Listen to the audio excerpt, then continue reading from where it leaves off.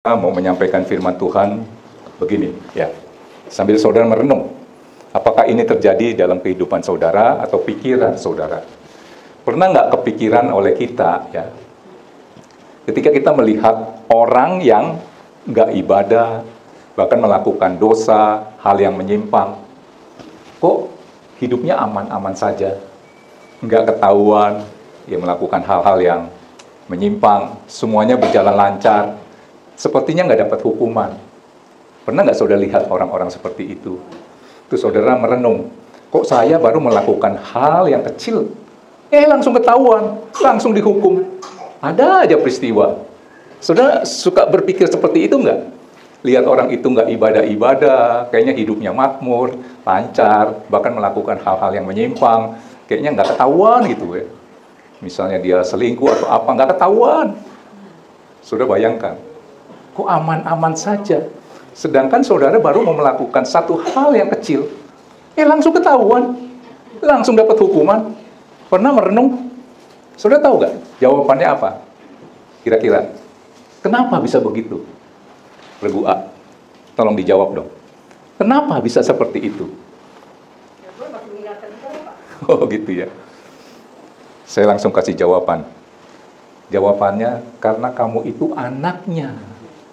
Jadi kalau anak kita main yang kotor-kotor, ya, yang kita tahu itu membahayakan, biasanya kita langsung tegur. Dan langsung ketahuan. Ya karena dia anak kita, betul nggak? Kecuali anak tetangga. Makanya yang tadi saya katakan di awal itu, ada orang yang nggak ke gerejanya bolong-bolong, melakukan hal yang tadi saya katakan, ya menyimpang dari firman, nggak ketahuan, nggak dapat hukuman, karena dia anak tetangga. Tapi kalau anak saudara, misalnya contoh Evan dan Iren, si Vanessa main misalnya botol baygon yang masih ada sisa sedikit, dia mainin, kamu diemin apa langsung bergerak? Dan langsung ketahuan ya, ini kok bau apa ya? Kamu megang apa? Langsung ketahuan. Sedangkan anak tetangga, dia mainnya mungkin lebih parah dari yang tadi saya katakan, baygon, racun tikus semua. Aman-aman saja dan nggak ketahuan. Karena dia anak tetangga. Saudara nangkap ini? Kenapa langsung ketahuan dan langsung dapat hukuman? Karena saudara anaknya. Coba keluarkan dulu Wahyu 3 ayat 19. Maka saudara harus bangga. Baru mau melangkah, satu langkah untuk menyimpang, langsung ketahuan dan dapat hukuman. Kenapa bisa seperti itu? Karena saudara anaknya. Firman-Nya berkata, barang siapa ku kasihi, ia ku tegur dan ku hajar. Sebab itu lelakanlah hatimu dan bertobatlah. Ditegur. Biasanya kalau anak kita ya nggak nurut lah omongan kita, misalnya biasa kita tegur kan, dikasih omongan, jangan gitu nak, itu bahaya. Nah kalau dia masih nggak ngerti dengan bahasa kata-kata, biasanya pakai ini, dan ku hajar. Biasanya Tuhan kan bicara biasa melalui firman. Kalau udah pakai firman nggak bisa, dia pakai peristiwa. Nah kalau anak kita tegur, kalau ditegur masih bandel juga, biasanya kita hajar. Pakai apa? Rotan. Sudah nangkap ini? Barang siapa ku kasihi, ia ku tegur dan ku hajar. Sebab itu lelakanlah hatimu dan bertobat. Jadi saudara udah nangkap sesuatu ya. Nah sekarang hari ini kita mau cek, saudara ini anak Tuhan atau anak tetangga? Istilahnya apa? Saudara ini orang beragama Kristen atau anak Tuhan? Karena orang Kristen belum tentu anak Tuhan. Anak Tuhan pasti orang Kristen. Nah saya mau bahas hari ini perbedaannya dan berkatnya itu juga beda. Tangkap ini? Di awal aja saya udah nangkep dong. Terkadang saudara mau melakukan sesuatu, ya tadi saya katakan, cepat ketahuan dan langsung dapat hukuman. Si Anu kok ke gerejanya bolong-bolong, melakukan hal yang lebih parah dari saya, ketutup rapat, nggak ketahuan, dan nggak dapat hukuman. Timbul dalam hati adalah satu pendapat, Tuhan itu nggak adil ya. Betul nggak? Hari ini saya akan membukakan, mencelikkan mata rohanimu, supaya saudara mengerti. Saudara ini anaknya. Ya. Tema khotbah saya adalah perbedaan antara anak Tuhan dengan orang Kristen. Ya. Coba untuk menguatkan apa yang saya sampaikan di awal, dikeluarkan dulu Ibrani 12 ayat 7 sampai 8. Saya pakai kata-kata yang sedikit kasar gitu ya, supaya saudara lebih nangkep Jika kamu, Ibrani 12 ayat 7 ya, jika kamu harus menanggung ganjaran, Allah memperlakukan kamu seperti anak. Di manakah terdapat anak yang tidak dihajar oleh ayahnya? Tetapi jika kamu bebas dari ganjaran yang harus diderita setiap orang, maka kamu bukanlah anak, tetapi anak-anak gampang. Ini bahasa aslinya anak-anak gampang, anak haram jada. Anak yang dibuat oleh karena satu peristiwa. Misalnya diperkosa, nggak bisa menahan hawa nafsu, belum pernikahan sudah melakukan hubungan suami istri, keluar ini anak, nggak jelas bapaknya siapa. Saudara nangkep ini? Jadi saudara harus bangga kalau saudara dapat hukuman ketika baru mau melangkah satu langkah, langsung ketahuan. Karena saudara anaknya. Nangkep ini? Ya, baca ini. Saudara kalau punya anak-anak saudara begitu nakal dan saudara tahu itu akan membahayakan dia, bisa saudara diam-diam aja.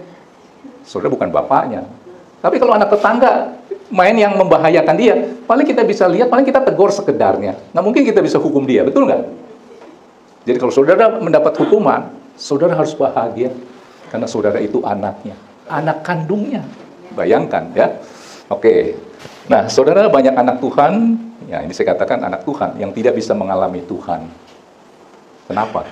Kalau kita sebagai anaknya, bapak kita misalnya konglomerat yang punya pabrik apa gitu, pasti kita akan menikmati berkat bapak kita, betul nggak?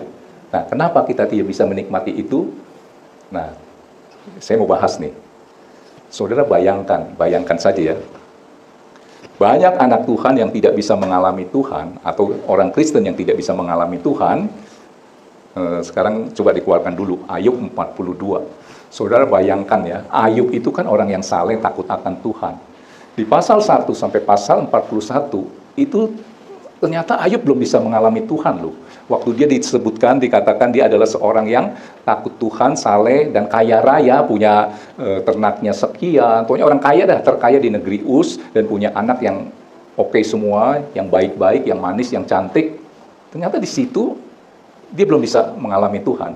Saudara begini, kalau saudara hari ini hidup berkelimpahan, terus ke gerejanya ogah-ogahan, karena terkadang karena berkat Tuhan ya, lagi begitu tuh, ternyata saudara belum mengalami Tuhan seperti Ayub.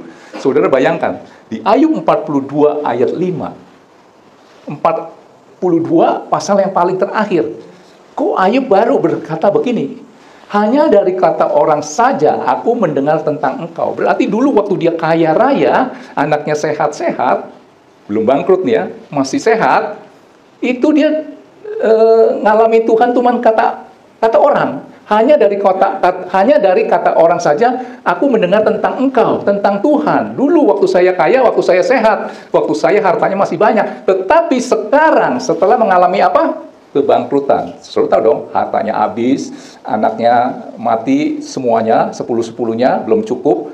Ada lagi apa? Sakit penyakit. Baru dikatakan 42 itu ayat terakhir, pasal terakhir. Tetapi sekarang mataku sendiri memandang engkau. Saudara, artinya jangan sampai kita mengalami Tuhan di penjara, di rumah sakit. Karena saya sering melihat orang-orang yang seperti itu. Kalau belum di penjara, lu nggak ketemu Tuhan. Kenapa saya bisa bersaksi seperti ini? Di Full Gospel ada seseorang seperti itu. Dia ketemu Tuhannya di penjara. Oleh karena urusan kasus hukum soal palsu memalsukan apa ya, oli atau apalah, saya nggak ngerti. Saudara bisa bayangkan, dia ketemu Tuhan di penjara. Ada orang yang ketemu Tuhan di rumah sakit. Ada orang ketemu Tuhan waktu rumahnya kebakaran, nggak punya apa-apa. Begitu dia memandang rumahnya rata, di situ baru dia ketemu Tuhan. Emang saudara harus mengalami seperti itu. Saya mau katakan, Bapak kita adalah Bapak yang baik. Dia tidak mau anaknya itu mengalami Tuhan, mengalami Bapaknya sebagai Tuhan. Itu dapat hukuman dulu. Tadi kan firman-Nya berkata, yang kukasihi akan kutegur dan kuhajar. Tuhan tuh nggak mau menghajar saudara. Cukup ditegur langsung saudara bertobat. Tapi kalau nggak bertobat, ya dihajar. Lumpuh dulu. Semangat tuh dia ke gereja. Dulu waktu sehat bisa lari-lari. Ogah. Begitu dihajar sama Tuhan, maaf ya, stroke. Istrinya doang sih yang ke gereja. Minta Pak Pendetanya datang. Pak Pendeta sambil stroke nih, mulutnya miring, jalannya susah. Doain saya Pak Pendeta, supaya saya sembuh. Kalau saya sembuh, janji dah tuh bernasar, saya akan apa? Melayani Tuhan. Tuhan nggak mau saudara ngalami itu, hal-hal yang buruk baru mengalami Bapa, ya. Oke, itu ya, nangkep ya.